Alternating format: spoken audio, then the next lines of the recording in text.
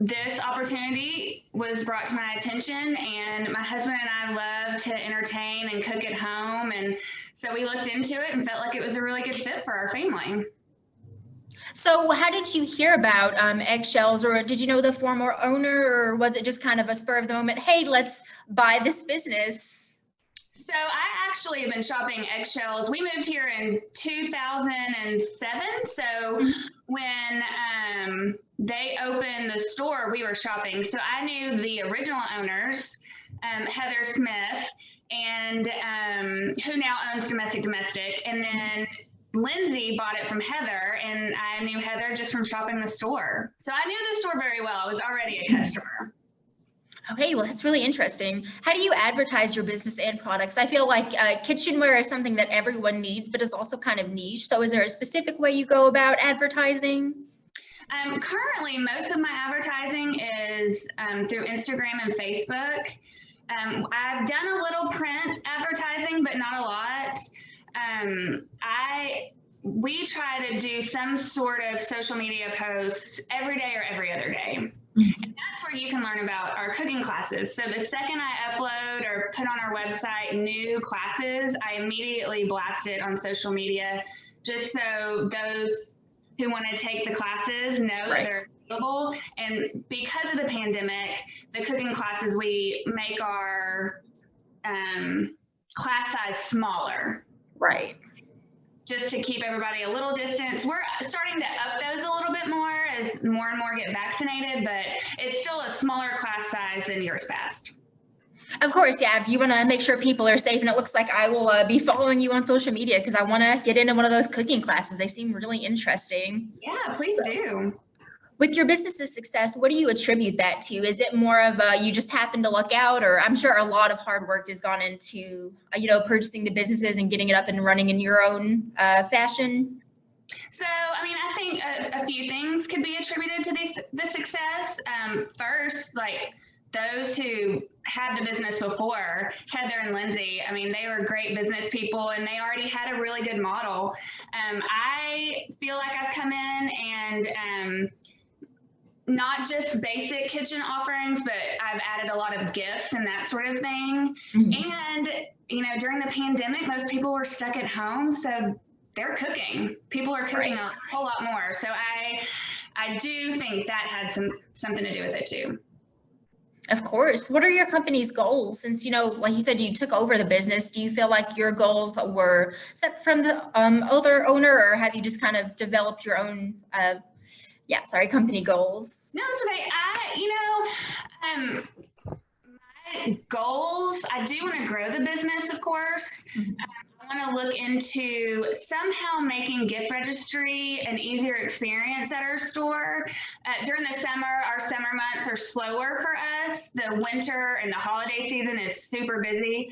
So I feel like right now is a good time for me to get a better feel and find a program that works better for gift registry. I think that'll really help. I'd also like to learn a lot more about the online experience. We have an online store and we ship out all over the country, but I'd like to make that better and improve that a little more. Okay. Yeah, it sounds like some pretty good set goals. Can you walk me through like a day-to-day in running the store?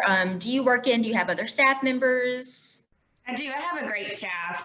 I actually inherited most of my staff from Lindsay, and I couldn't do this without them. I have one employee, Eric. He has been there for 6+ years, so he really knows the store and what not worked in the past, but what's really worked in the past. And I lean on him a lot just to bounce ideas off of him. Charlene is another staff member, and she has been in retail forever. And she is really a great salesperson, and I lean on her a lot too. And then we have some part-time employees that have been there for a while.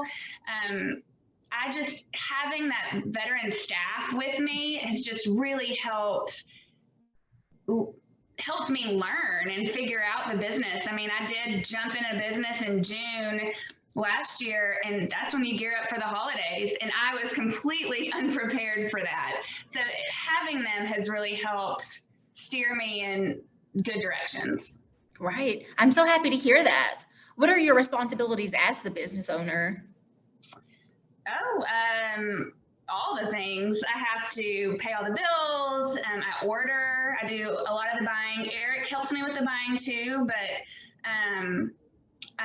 buying, payroll, I mean, interacting with customers, marketing. I do all the marketing. So I really do a little bit of everything.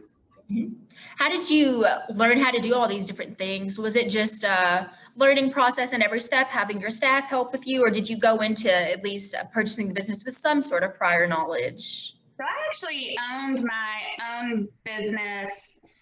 It's been 8 years ago. I owned a fitness studio in Fayetteville that did not work out. And I started that from scratch with a business partner. So I learned a lot there in terms of, working with your staff and taxes and all those things that you have to know. I learned that a long time ago, trial and error. So I think that's helped shape how I run this business. I'm very thankful I didn't start this business from scratch, and that Heather and Lindsay really had a good base for me to work on or work off of. But yeah, I learn a lot of things from my staff too. It's a learning experience every day. Of course. So I heard, the previous small business that you would own. So if there are other potential small business owners who might have had another small business fail in the past, do you have any advice or recommendations for them going forward of if they're wanting to start another small business? I mean, I think you have to find something you're passionate in, because if you don't really like it, it's not going to happen. I was passionate about fitness. I still am, but I didn't even live in the same town. I lived in Little Rock and owned a fitness studio in Fayetteville. Oh. So that was a poor decision on my part. I think, if you're wanting to own your own business and be your own boss, you take your time and find what's a good fit. And then I think you always need to have an exit plan, because if you don't have an exit plan, you could get in a lot of trouble.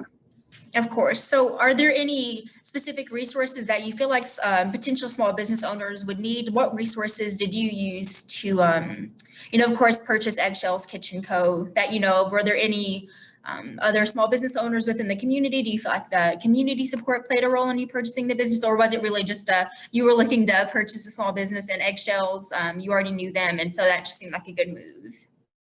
Well, actually, I consulted with another small business owner. I talked with Heather Smith of Domestic at length before we made the decision to purchase a store. She knows retail, she knows small business, she knows the kitchen part of small business. I mean, she started the business herself. So Charlie and I really sat down and spoke with Heather and Sarah at length before we purchased, just to make sure we had a good informed decision.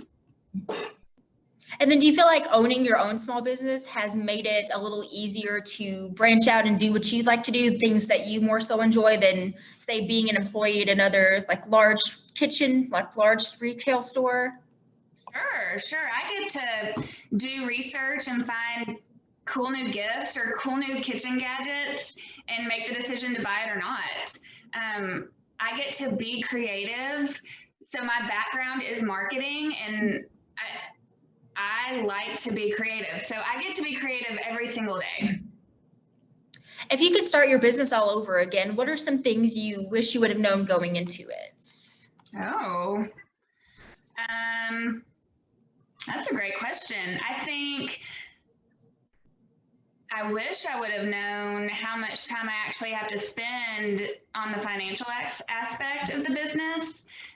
It's really important to have a good handle on it, and it takes a lot of time, which is not a creative part of the business. So, I think I knew that, but I was definitely reminded of that. And then if you could start your business all over again, would you choose to? I feel like it sounds like you're very happy with where your business currently is, but if you had the option, do you think you'd go back and just completely start everything over again? For sure. This is fun. my family is passionate about it. I have 2 daughters and they love to be up in the store. And I mean, it's definitely a family environment. And yeah, I would do it again. Okay. And then if you had one piece of advice to somebody just starting out with a small business, what would it be? Do your research. I think going in it blind would be really tough, and just make sure it's something you really want to do. Of course, that makes sense. So can you tell me a little bit more, I guess, about your history before you had started with Eggshells? You mentioned you had a background in marketing. How do you feel like those things affected you purchasing Eggshells and of course running it now? So when I first graduated from college, I got a job at the Walmart home office, and I worked in marketing there. So I worked in research and branding, and I got to work with a lot of advertising agencies, and I feel like I learned a lot of things there, which then pushed me towards working at a marketing firm. And then when I moved to Little Rock, I did marketing for various companies. I worked for advertising agencies, and then I landed at Travel, at Po Travel, and did marketing for them. So I really feel like I learned a lot of what works and what doesn't in all those jobs, which, at least in terms of marketing, which was super helpful. So you mentioned that you mainly advertise on social media. You said you try to post every day or every other day. What would some of those things, what are things that work for your business, and what are some things that maybe you've tried but haven't worked as much for social media engagement? Well, we post a lot of product information on our social media. So products, and then classes, which I would consider a product. Those work, but you definitely have to boost some of those posts. So we boost and sponsor a lot of Instagram and Facebook posts. I think that helps. That gets it out there. I don't even fully understand all the algorithm stuff within the social media world, but it's there, and you can definitely tell when you boost posts that actually gets more engagement and gets more posts seen. So you feel like it's worth it for small businesses to maybe set some money aside specifically to like boost those social media posts to get better engagement? So it's worked for us. It's an inexpensive way to advertise. Posting, for one, is free, and then boosting it, you don't have to spend a lot of money to do that. I do feel like that works. I think if I just posted and didn't boost it, it probably wouldn't work as well. And I don't boost everything I post, just some. Okay. Is there a specific method that you use to decide what you're going to boost, or is it just kind of at random, maybe I haven't boosted a post in a while, we should do it today? Yeah, it depends. It depends on if the product I am putting up there, like, is something I feel strongly about and think it could be a really good seller, or it's something really cool and unique. We might boost those. And then sometimes if we haven't boosted in a while, we'll just boost another post. Okay, that makes sense. Can you tell me a little bit more about your business's location? Do you feel like the location or anything like that has attributed to your business's success? Oh, sure. I think our location is great. We are on the corner of Kavanaugh, across the street from Ozark Outdoor, and US Pizza's kind of catty-cornered in the Heights. We get a lot of foot traffic. We're right next door to La Pop's. So people are always going by there, getting a popsicle, maybe popping in. And again, it's been there for a really long time. I mean, it's been in that location a long time. So people know it. Yeah, that sounds like you've gotten a really good location. You've got a great business plan. Is there any other pieces of advice that you'd recommend to anybody that wants to start a small business, or even people that currently own a small business who are looking to improve? Do you think that improvement with small businesses is something that's just continuous, or do you think Eggshells will ever get to a point where it's like, no, we have everything that we could possibly want to be doing that you're doing? Oh, no, I think there's always room for improvement.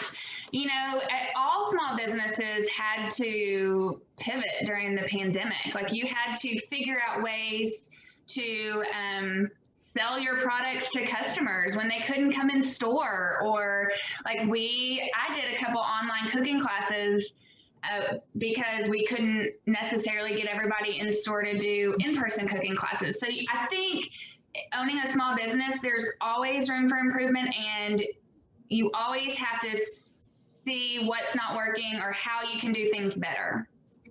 So in comparison to when you had purchased Eggshells during the pandemic, how do you feel, like you said, mentioned small businesses had to pivot, but how do you feel like purchasing it specifically during the pandemic affected the way that you were running Eggshells? Oh, well, it wasn't a typical retail experience. I mean, when I purchased Eggshells, cooking classes were starting back up, but in very small quantities, and people, were nervous to shop in store. We did a whole lot of curbside delivery, and we ended up during the holidays doing porch delivery. Like, I would deliver your online purchases to your front step so you wouldn't have to come in store if you didn't want to. And I had many customers who were definitely not wanting to be in public, and I went to their houses a lot, which was great, and I was super thankful for. So I think, during a pandemic, you just have to figure out, like, I had to figure out what would make me comfortable as a retail store owner, and then I wanted my staff and my customers to feel comfortable too. So I had to figure out how to maneuver that during a pandemic versus, when there's not a pandemic, people just come on in. Do you feel like there's anything that you had switched to doing during the pandemic that you will continue to do even after everything is open back up, more people are vaccinated, it's safe to come in? Sure, I'll still do curbside delivery. I think delivering within a 5-mile radius of the store during the holidays is great. I would do that now. So I think definitely some things that we picked up during the pandemic will still continue. Okay, and then I will give, that's all the questions that I had. I will give our attendees, if anybody has any questions that they'd like to ask, you can put those in the chat or in the Q&A. We'll give a couple of moments for them to hop in, but I heard you mention you have 2 daughters. How old are they? What are they doing? One is almost 14, one's 12. And they're basically at camp right now. So, but my 14-year-old loves to come in the store and interact with the customers, check people out. My youngest likes to come in store, but she hasn't quite, she's 12, so she's not working. But right, of course. They do like to be at the store, and that's one of the reasons why my husband and I decided to purchase the store, is that we're going to have, teenage kids soon, and we want them to work for a family business. I think that's really cool. And that way I can spend more time with them while I'm working. Like, I think that was one of the biggest reasons why we decided to do this. Okay, thank you. It looks like we did have one question. So they heard you mention financials earlier in the program. How did you go about managing your financials? Did you use an accountant? Did you try to manage it yourself? I know small business taxes can be tricky. How did you handle all that? So I manage my own financials, but I do have an accountant. So at tax time, my accountant does all of our taxes. I do my monthly sales tax. So I worked with Sarah Ort, who was one of the owners of Domestic, and she's a financial guru. So she showed me how to run all of the monthly tax reports within the system. They happen to use the same sales system as I do, so that was super helpful. And then I run any of my questions by our accountant. He is wonderful, and he knows his stuff, and I couldn't do that without him. Now, he also does my payroll. I send hours and all that stuff to his business, and they run the payroll for me. I don't do that part. Okay. Yeah, I know some small business owners can be a little reluctant to get an accountant just because, obviously it is an extra expense, but do you feel like it's worth it to have an accountant compared to trying to just manage it all yourself? Yes, it's definitely worth it. It was definitely worth using them to do my payroll. That was something that, I do it every 2 weeks, and I didn't want to stress over making sure I did it correctly. I didn't want to mess up my employees' payroll, so that was worth it. And the way we're doing it right now, I wouldn't do it any other way. Like, I can enter in all of my financials into QuickBooks. That's not hard. The software, it's my credit cards, my bank statements all upload, and I just have to mark what they are. So I do that, and then I ask my accountant if I have a question on that. So it's definitely worth having an accountant to bounce ideas off and ask questions. Do you feel like along with accountants, do you feel like there are any additional people within certain fields that small businesses could utilize that it would be worth, budgeting that extra bit of money? Sure. I think marketing is a big way for a good spend. And if you don't have a marketing background, I think hiring somebody with one would be super helpful. I've actually talked recently with some people to help me with our online store, because that's not a strength of mine. And so I definitely think at some point I will pay somebody to help me get that going. There are all these terms out there, SEO and all this stuff that I'm just not knowledgeable about. And I think if there's some place within the business that not everybody can know everything. So if there's just something within your business that you're not comfortable with or you're not super knowledgeable about, I think hiring those people is always a good idea. Yeah, that honestly, that was a great answer. I think also, at least from what I've heard, sometimes small business owners can get discouraged at the very beginning of starting a small business because maybe they're not getting as many purchases as they were wanting, or there's not as much foot traffic. Do you have any advice for those people who might be getting a little discouraged at the beginning of their business? I do think you don't want to underestimate the power of marketing if you're getting started. I can say that from experience. When we started my first business, that fitness studio, we didn't do enough marketing. So people didn't know us, and yeah, it's discouraging. And ultimately, I think that hurt us, that we didn't get our name out there early enough, fast enough, or just enough. And I think marketing is really important so people know you exist. Of course. Yes. So let me check one more time to make sure no more questions. Sure. No, it looks like we are good. So unless you have anything else you'd like to share, I think we covered everything. I really enjoyed speaking with you about your experiences. I haven't spoken with somebody just yet in our series who owns their own kitchen supply store. So like I said, it's niche, but it makes sense. It's a super important thing. Everybody needs kitchen supplies. Everyone has a kitchen. So yeah, I have thoroughly enjoyed this. Yes. Thank you so much for meeting with us. And then just a recap for everybody else that's watching. This will eventually be uploaded on our Cal's YouTube page. If you missed a part, or if you'd like to go back and review anything that we've talked about, you can find it on our YouTube page. All right. Well, thank you so much again, Beth. Once again, we really appreciate you meeting with us and sharing your experiences. Yeah, thanks so much. Have a nice day. Bye, everyone.